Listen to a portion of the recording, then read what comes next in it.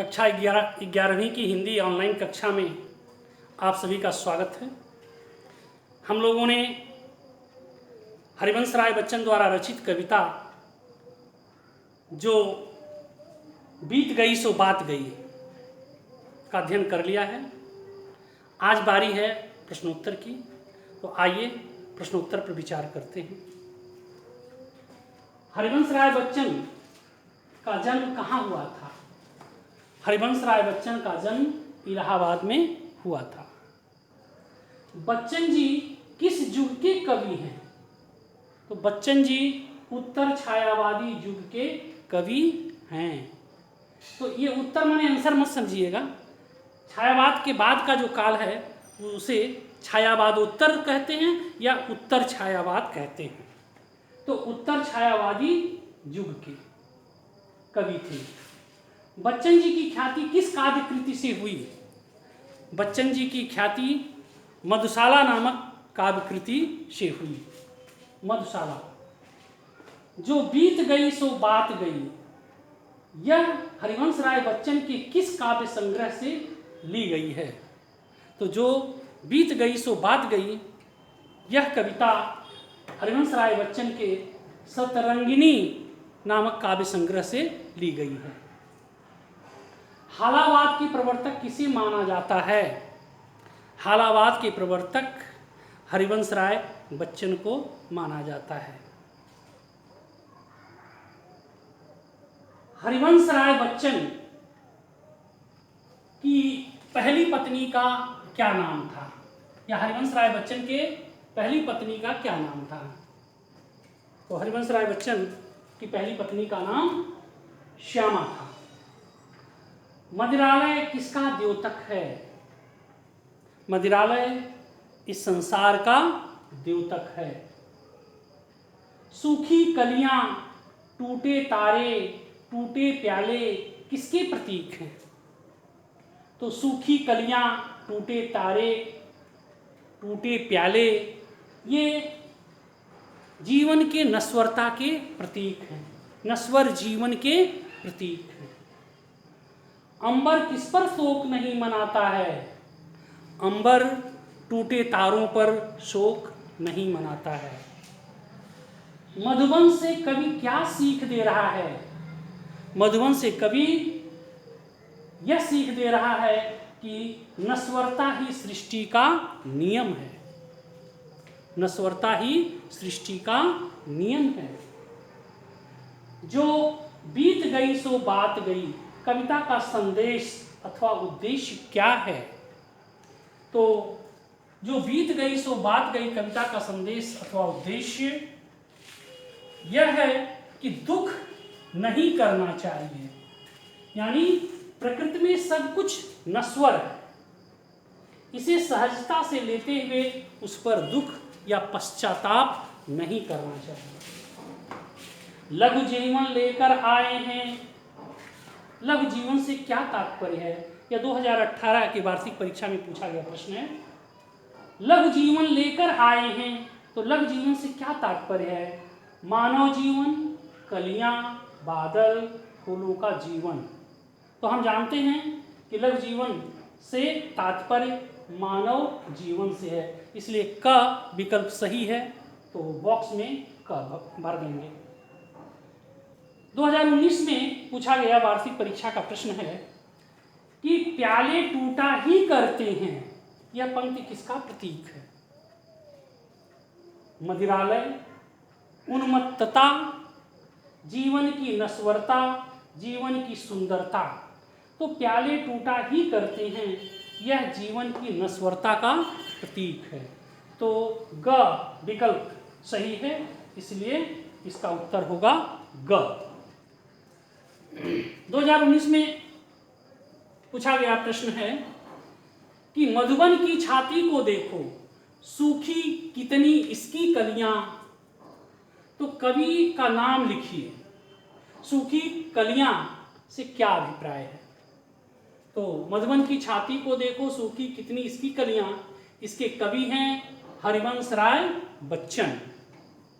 सूखी कलियों से अभिप्राय है जगत की नश्वरता का। 2019 में अगला प्रश्न पूछा गया है कि निम्नलिखित पद्यांश का ससंदर्भ अर्थ स्पष्ट कीजिए। ससंदर्भ स्पष्ट अर्थ स्पष्ट करना है। मदिरालय का आंगन देखो, कितने प्याले हिल जाते हैं, घिर मिट्टी में मिल जाते हैं। तो प्रस्तुत पद्यांश हमारी पाठ्य पुस्तक हिंदी काव्य संचयन से लिया गया है, या हिंदी पाठ संचयन से लिया गया है। इसके कवि हरिवंश राय बच्चन हैं। बच्चन जी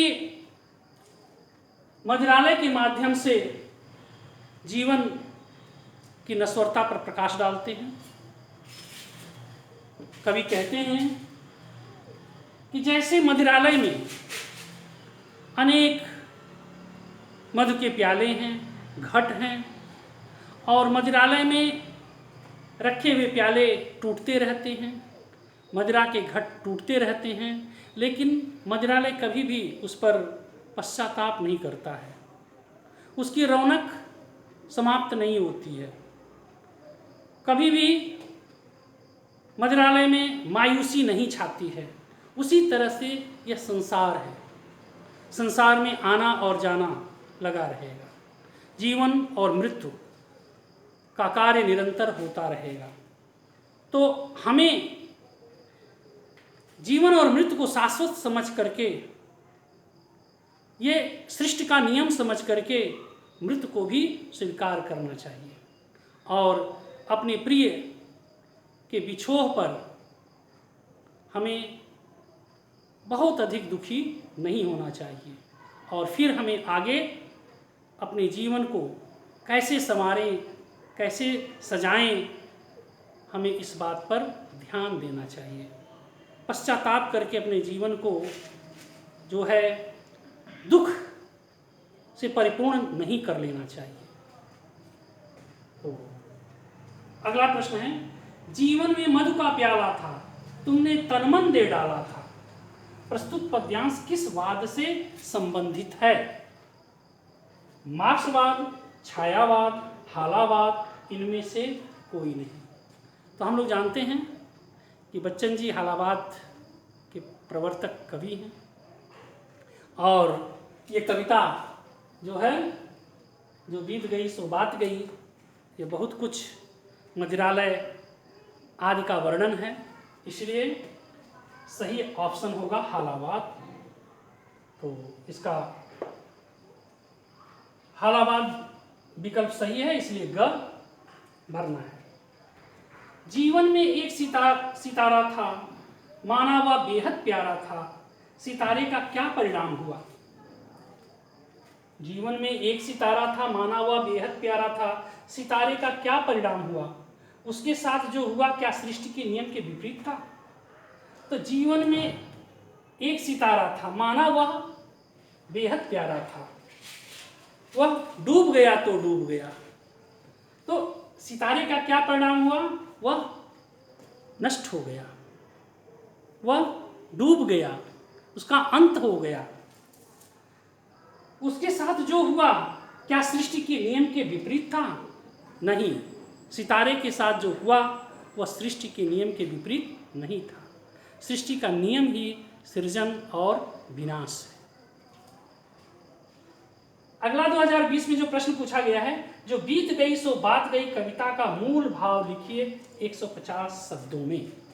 मतलब कविता का सारांश लिख देना है। तो प्रस्तुत कविता जो बीत गई सो बात गई हमारे पाठ्य पुस्तक हिंदी पाठ संचयन से ली गई है।